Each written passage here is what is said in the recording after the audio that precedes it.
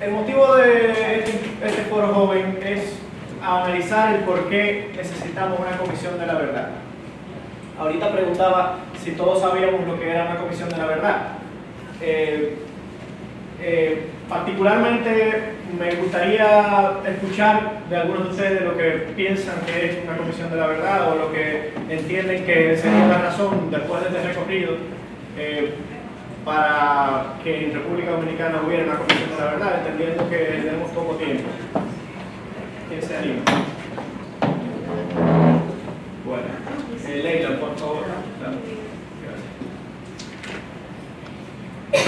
Gracias. Una comisión de la verdad no es más que un grupo de personas que investigan hechos, descubren y valoran pruebas de hechos y circunstancias alrededor de casos graves relacionados con, sobre todo, violaciones a los derechos humanos. Gracias. Se trata de un ejercicio de memoria para buscar principalmente el respeto a las víctimas, resarcir a sus familiares sobre todo, y ubicar el paradero, es decir, ubicar la verdad histórica y hacer justicia como fin último. La comisión de la verdad no es vinculante necesariamente a nivel jurídico, aunque ha habido casos que los testimonios de la comisión de la verdad son la prueba principal y oficial, porque cuando se viene del Estado es el principal elemento a utilizar en los procesos. El objetivo es, como dijimos, indagar abusos contra derechos humanos, rendir informes basados en los testimonios que reconstruyen la historia de los casos, tipificar la naturaleza. Ahorita cuando Laura hablaba, se detenía y decía crímenes de guerra, crímenes de lesa humanidad, crímenes de ¿cómo? Agresión, exacto, en el caso de la tortura. Entonces, ese tipo de tipificación, que parte de normativas internacionales, también es uno de los elementos que busca identificar una comisión de la verdad. Develar lo que pasó para reconocimiento general y sobre todo para las futuras generaciones. La comisión de la verdad va a constituir, con todo el proceso de investigaciones, un fundamento histórico, pero al mismo tiempo con la solvencia suficiente para que el Estado lo asuma como un muro de contención, para que en el futuro cualquier caso de dictadura tenga respuesta inmediata del sistema, pero sobre todo de la sociedad. Cuando hoy por hoy, por ejemplo, que nos prepararon, no sabemos ni siquiera qué, no tuvimos transición democrática, y eso lo voy a abordar en un rato, nosotros no podemos, no tenemos argumentos suficientes, a pesar de que tenemos esfuerzos como el Museo de la Resistencia, varios historiadores que han hecho esfuerzo en levantar un testimonio histórico.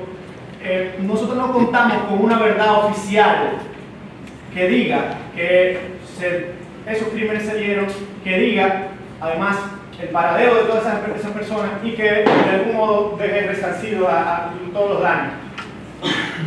El terrorismo de Estado, que es el principal elemento de la dictadura, como vimos ahorita, es tipificado internacionalmente y sus condiciones tienen mucho que ver con, o sea, cuando se da el terrorismo de Estado, el principal punto y elemento de combate a esto es sobre todo la verdad histórica. O sea, no hay forma de condenar terrorismo de Estado si no hay un fundamento identificado, y por eso se habla de una comisión de la verdad.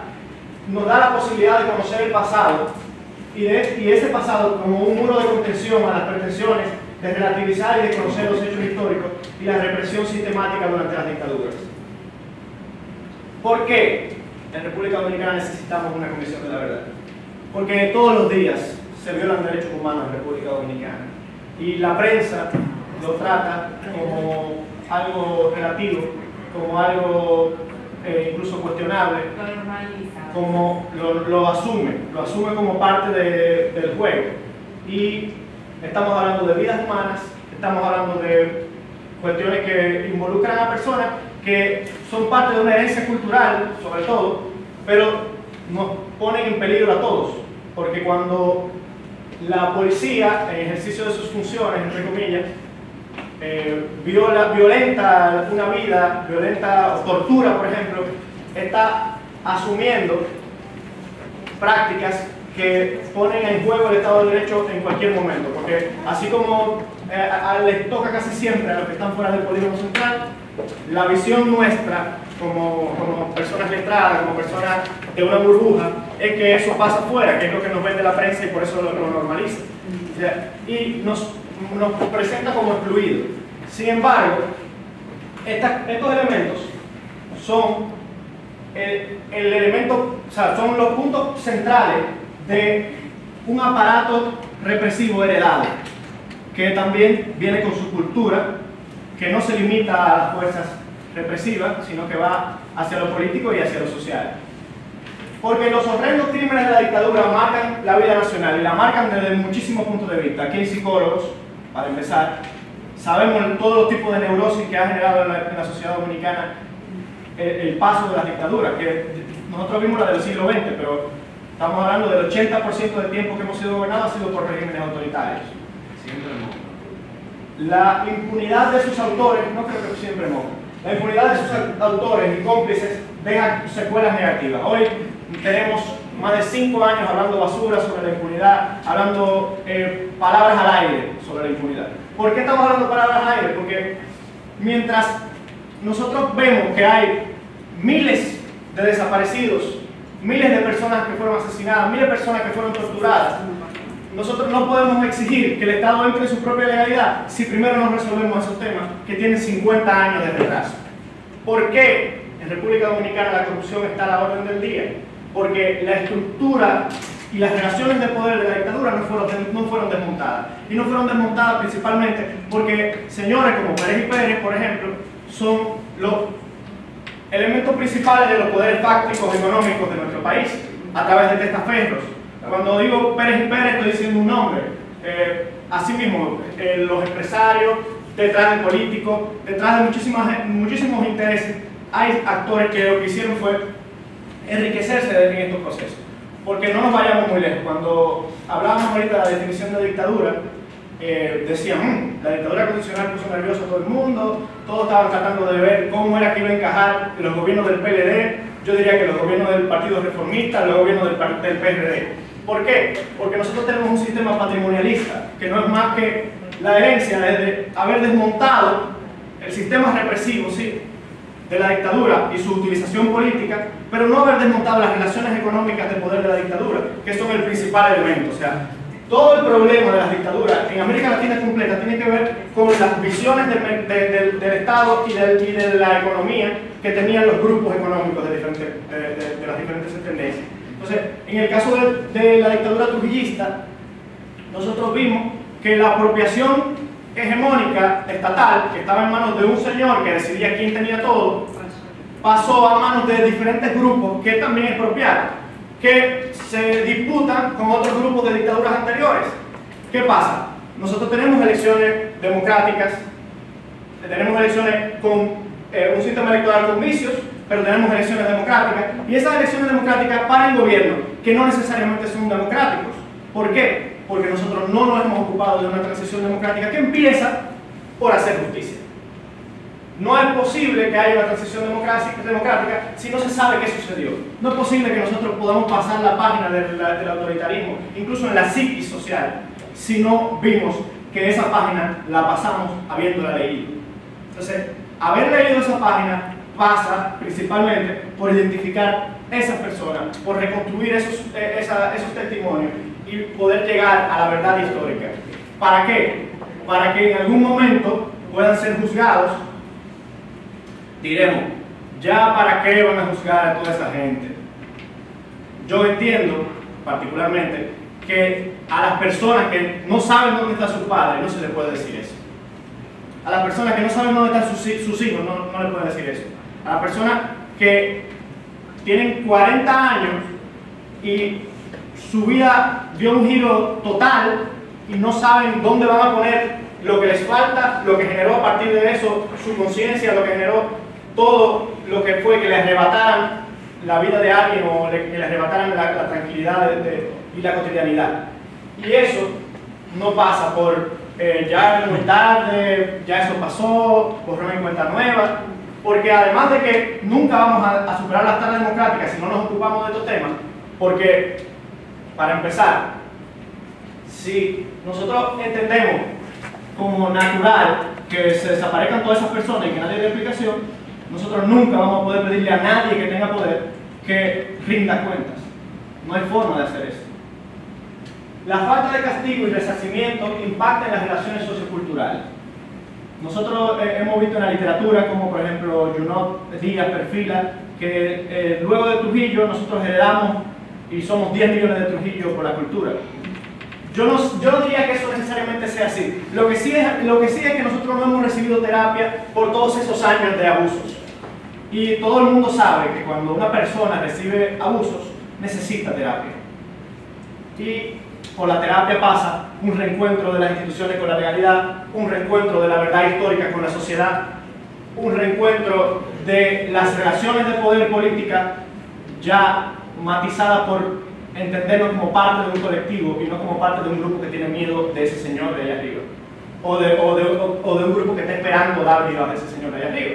Entonces, es un poco entender que esto no es pasado, que esto está más vigente incluso que pedir que Leonel Fernández pague tal contrato como cuando se le demanda, cuando lo demandó Guillermo Moreno, por ejemplo.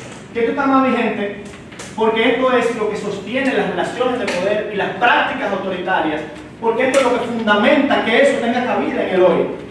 ¿Por qué? Porque nosotros somos una sociedad de 10 millones de personas que no hemos tenido acceso a los mejores servicios y que por tanto vemos que este grupo de tipos no pagó por nada y cómo tú puedes pedirle a una sociedad que pasa por ese proceso que entre a otro tipo de dinámicas sin que haya un alto. Tenemos que ver este periodo, un alto, tenemos que reencontrar cuál es el camino de nuestras relaciones sociales que va a romper con los traumas de una dictadura.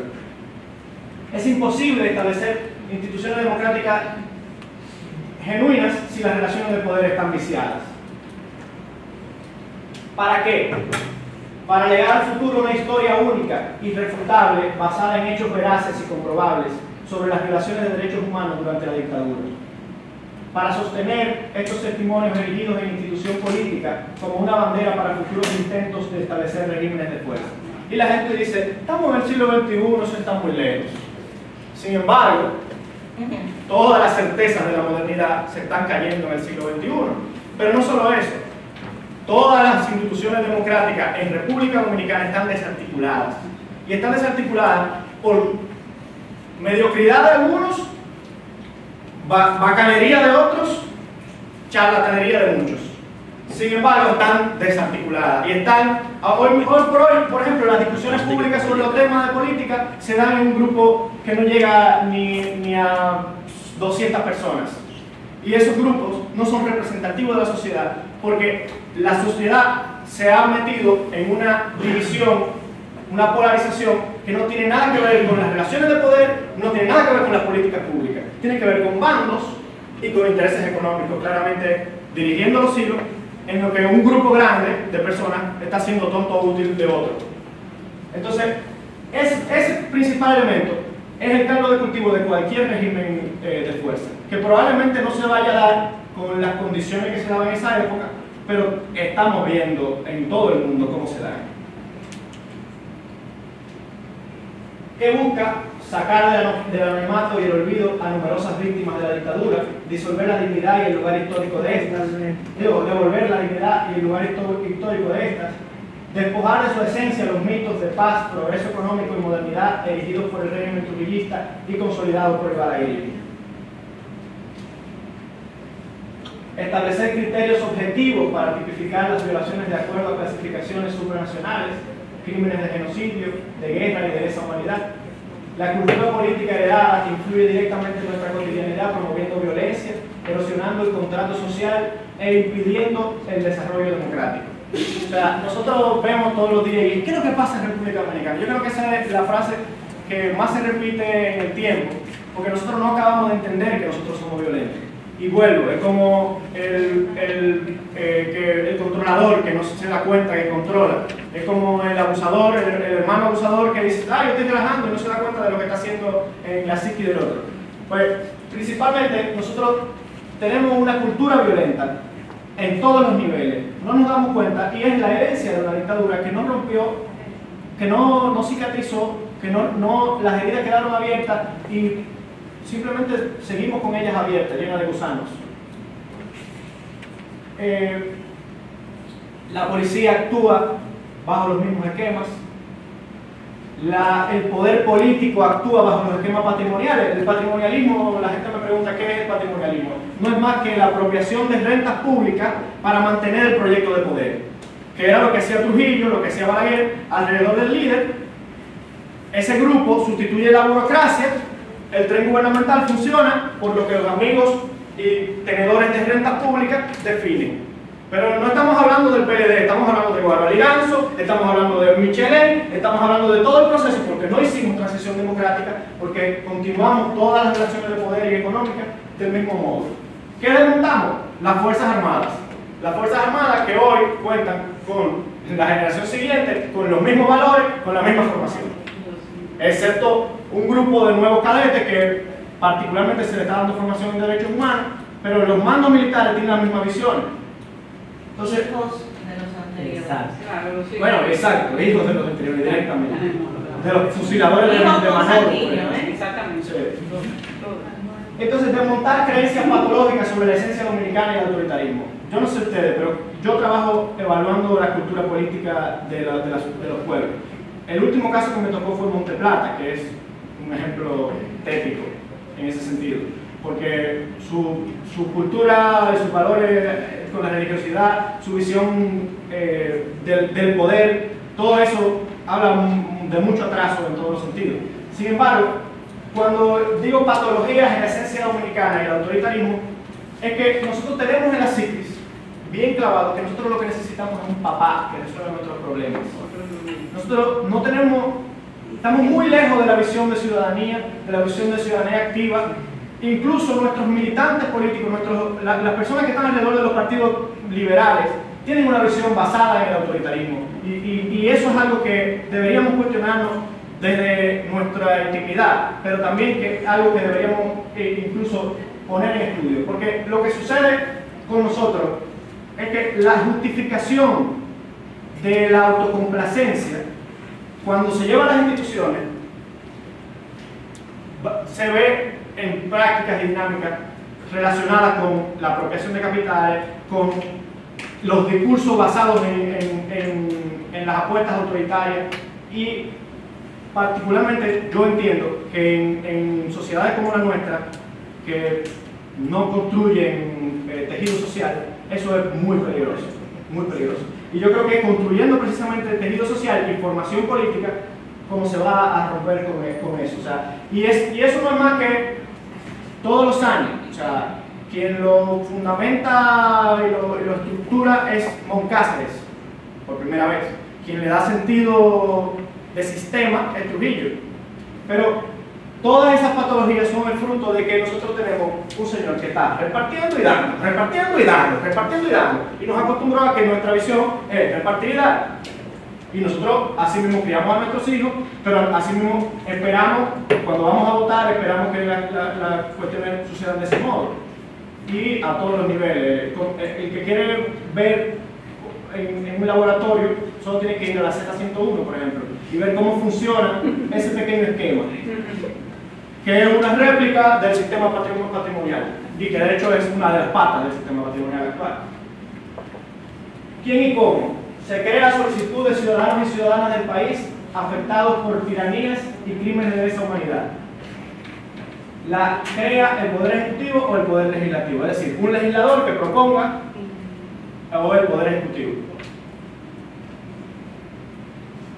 Actualmente hay una solicitud de la Federación de Fundaciones Patrióticas y del Museo de la Resistencia a la Presidencia de la República. Todos los años se hace un proceso de información, se va a la prensa y se busca consenso alrededor de la temática. Este conversatorio nosotros aspiramos a que sea un catalizador para que muchos de ustedes y muchas de ustedes se involucren en este proceso. ¿Ah? Son 4 los supuestos. ¿El ex vicepresidente de No. Ah, porque No, Monseñor Jesús Moya. María de Jesús Moya. Ah, Monseñor Moya, ok. Esta es el Monseñor de Jesús Moya sería el cuarto que presidiría, ¿no? La Comisión de la Verdad. La Comisión de la Verdad en todo el mundo está compuesta por personas notables, hombres y mujeres libres, con características inobjetables, es decir, esto es muy... pero son personas con solvencia en la sociedad, con capacidad de definir que ser parte de esa fundación no va a ser cuestionado. En el caso argentino, por ejemplo, son escritores, la conforman figuras que tienen un liderazgo moral, por decirlo de algún modo. Profesionales, hay psicólogos, hay forenses, lógicamente, investigadores, historiadores.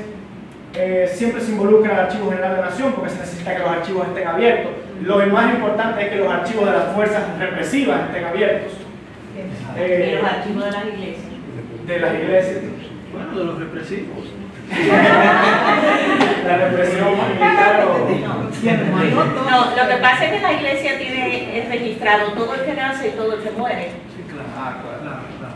Que fue bautizado. Y el que está registrado, sí, todo el mundo, la gente no lo bautiza necesariamente, van y le echan agua, pero está registrado en el rincón más alejado todo el que nace. Y si no está registrado el que muere, ¿dónde está?